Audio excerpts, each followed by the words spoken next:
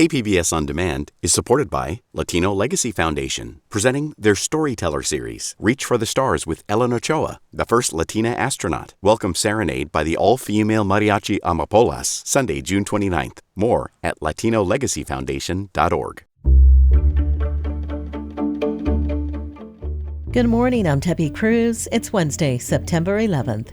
County officials say the air near the Tijuana River Valley is safe as the cross-border sewage crisis continues. More on that next. But first, let's do the headlines. Today marks 23 years since the September 11th attacks. On that day, nearly 3,000 people were killed in New York, Washington, D.C., and Pennsylvania. Throughout the county, there will be multiple remembrances today, including a memorial on the flight deck of the USS Midway Museum that begins at 2:30 p.m.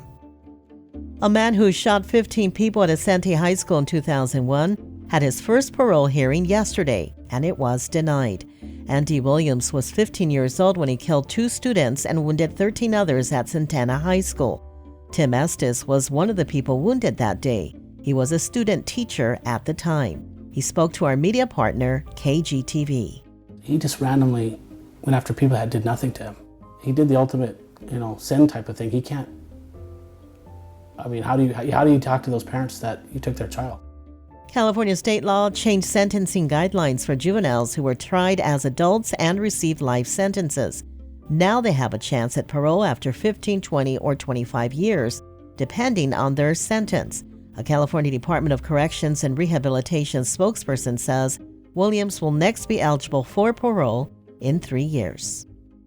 The County Board of Supervisors this week accepted more than $2 million for the CalFresh Healthy Living Program. The grant is from the California Department of Public Health. The money will go towards improving physical education programs in at least 5 school districts and building community gardens. It will also help recruit San Diegans to advocate for public policy change to improve neighborhoods, transportation, and activities that promote an active lifestyle. The program started in 2012 and focuses on areas where more than 50% of households earn below 200% of the federal poverty level. The goal of the program is to help San Diegans enrolled in SNAP or who are eligible to enroll make healthy food choices and engage in physically active lifestyles. From KPBS, you're listening to San Diego News Now. Stay with me for more of the local news you need. KPBS On Demand is supported by Splatero, helping homeowners pay off debt or for home improvements by offering streamlined access to your home's equity with no additional monthly payments or new debt. Splatero provides a lump sum payment in exchange for a share of your home's future value. Learn more at splatero.com.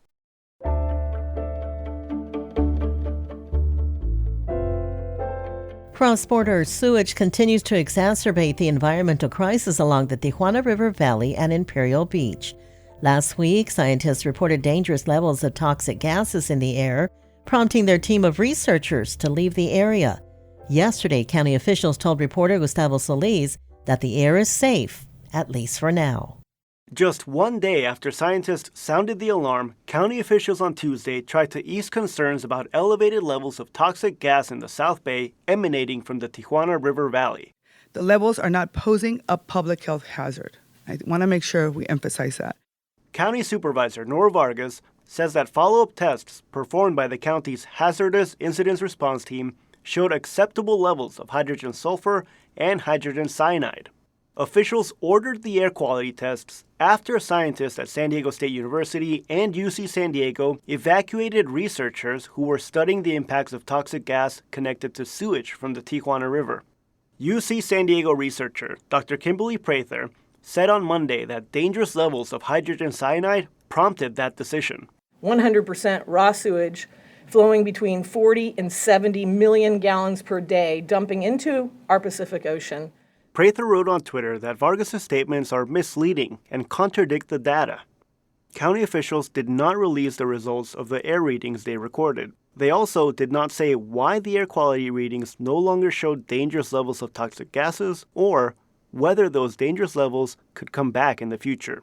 Gustavo Solis, KPBS News.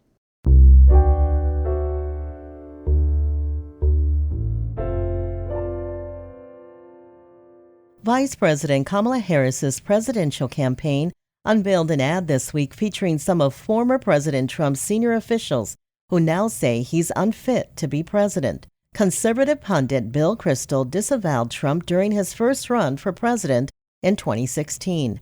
He spoke to reporter Amita Sharma recently about why he thinks the former president is a danger to democracy. I fear that it could be transformed for the worse. The politicization of the civil service, of the military, further eroding of the rule of law, the kinds of things we saw in the first term, but accelerated. He's got a lot of people, done a lot of work this time, unlike in 2017, about how to further his policy goals and do so in ways that may officially or technically coincide with the law, but aren't really in the spirit of the law.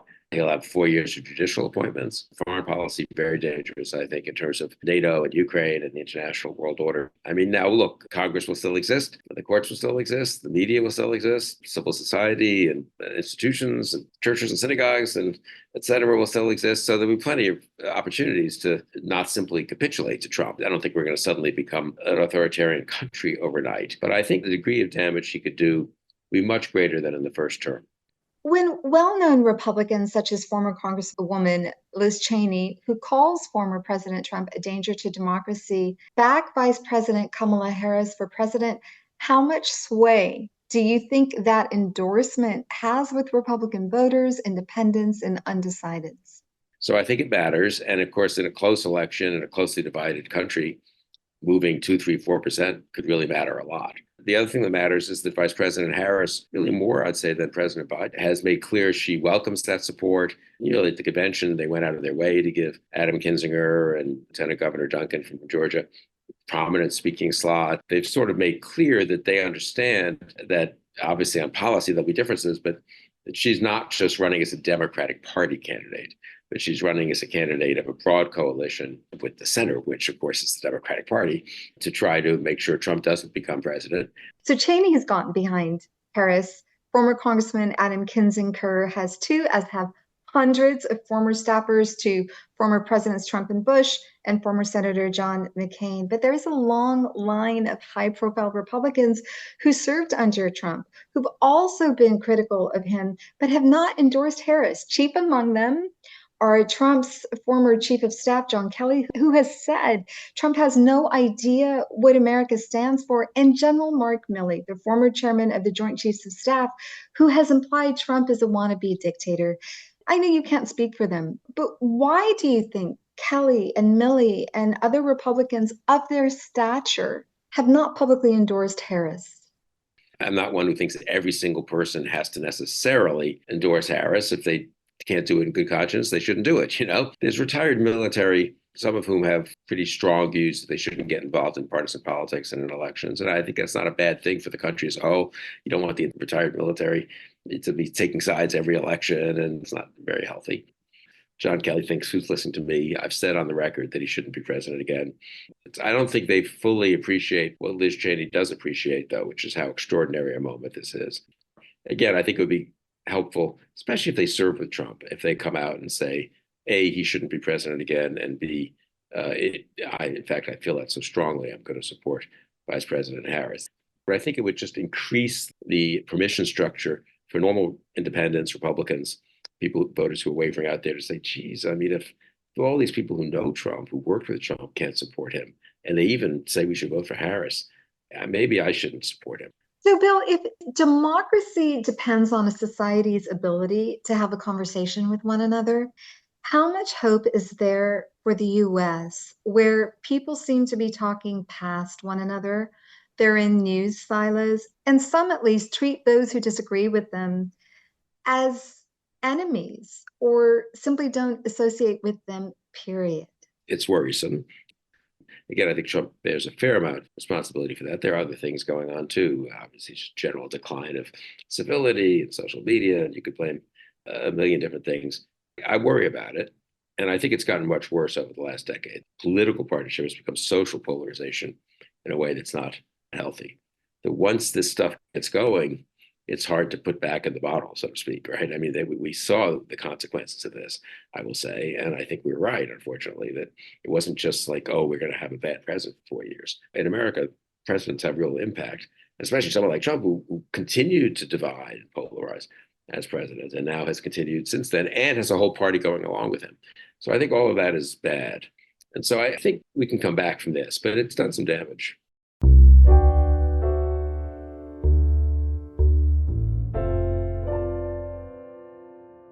Two iconic, one-of-a-kind homes in Encinitas are in danger of collapsing. North County reporter Alexander Wynn says there's an effort underway to save the historic boathouses. Come on in. From the inside, As you come in, nice big living room. this house looks just like any homes built in the 1920s. Well, I don't know about big, But it's the outside that makes these homes unique. They look like boats. The boathouses were built by Miles Kellogg and his family in the 1920s. Bart Smith is the president of the Encinitas Preservation Association, which owns the boathouses. He got the inspiration to build houses that look like boats. So that's what he did, and they were completed in like 1927. And the SS Encinitas and Moonlight have been here ever since. But time has taken its toll on the homes. There are dry rot, rust stains, and peeling paint. And the Encinitas has started to list to the right. it was getting concerning back in 2018, and then it just started accelerating. John Knowles is a board member of the Preservation Association. He says all it takes is a big storm or an earthquake for a piece of Encinitas' history to be gone forever. The association is planning to do some fundraisers between now and early next year to restore the homes and get them ready for the next family to move in. Alexander Nguyen, KPBS News.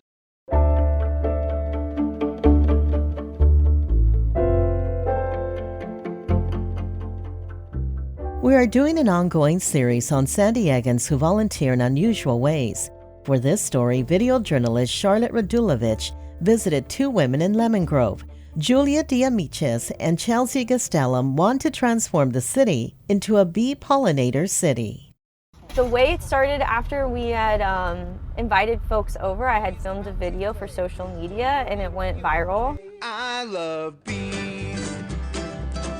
Someone reached out to us asking us to do their house, and that is the very first yard that we did April last year. We are doing our May yard here out on Citrus Street. If you don't know what the Busy Bee Garden Co-op is, it is a Lemon Grove group of neighbors who go to each other's houses, and we basically storm each other's front yards and redo them with pollinator plants. We have a funny origin story. I met Chelsea online because she had posted on Facebook that she was looking for candidates to grow native pollinator plants in their yards. And she had free plants to give. And I was like, just had moved here and wanted to engage with my community. And so I volunteered to join her group. It wasn't actually a group, it was like an experiment almost. Like we were supposed to put native pollinator plants in our backyards or in our front yards. I reached out to her because I got an idea, and I basically was like, hey, I run a lot of social media for Lemon Grove. What if we take your idea and grow it bigger? And instead of you just going around and coaching everyone individually about these native plants, which would be a lot of work and time, instead we work together to put pollinator gardens in each other's yards. I think that's the reason why our Busy Bees has been so successful, is that in order to get your own yard done, you have to volunteer once. That's kind of the shtick of the thing, and people then get to feel what it is like to give back with their neighbors and how fulfilling that is. We're a small town, but we have the ability to be such a big conservation impact, because we are putting in these patches all around town, which means pollinator pathway. You're going to cruise from one to the next and keep going. We have the only garden in California right now that's a certified native habitat by Wild Ones. Wild Ones is also the ones who are providing the grant to put in the native pollinator garden in San Alto School. There's a very strong movement within the community of people who love where we live and recognize the potential of this place. Let's take the Lemon Grove Bistro that allowed us to put in the gardens, and when you go in their beer garden area, that was all a Busy Bee project. Even though not all of those are natives, we put in what they would have liked in there. We have these really big goals of turning Lemon Grove into a bee pollinators, a bee city is what they call it.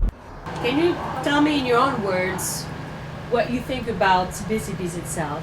What Chelsea has created is so important on many levels, not just particularly for the butterflies and bees and all the critters, but it's bringing a community together where neighbor gets to meet neighbor. Bringing us together. It's been super powerful. It's Lemon Grove's time to shine, and in a few more years, I think we will be hearing that type of thing about Lemon Grove. Starting with you guys. That story was produced by video journalist Charlotte Radulovich.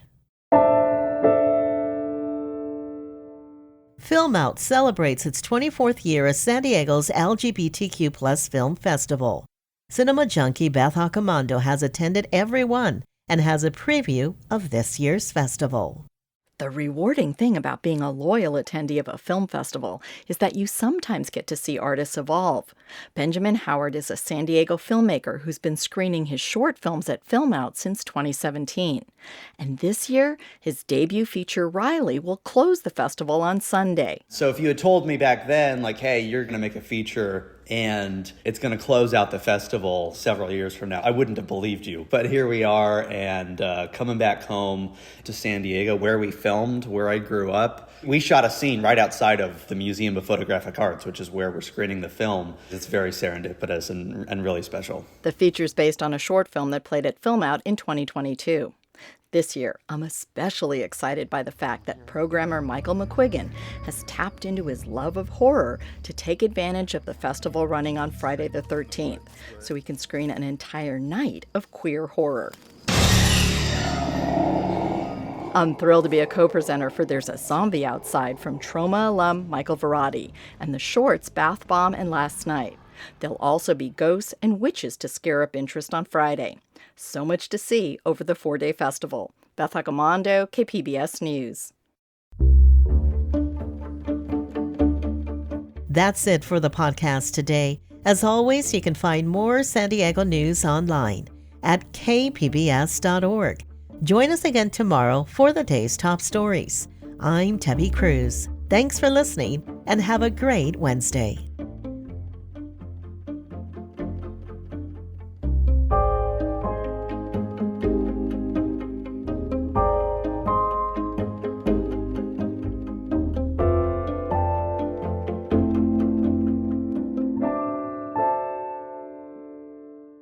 KPBS On Demand is supported by the San Diego County Toyota dealers, presenting a new 2025 Tundra designed to combine performance and comfort with up to 437 horsepower and 10-speed automatic transmission. See your Toyota dealer. The San Diego County Toyota dealers. We make it easy.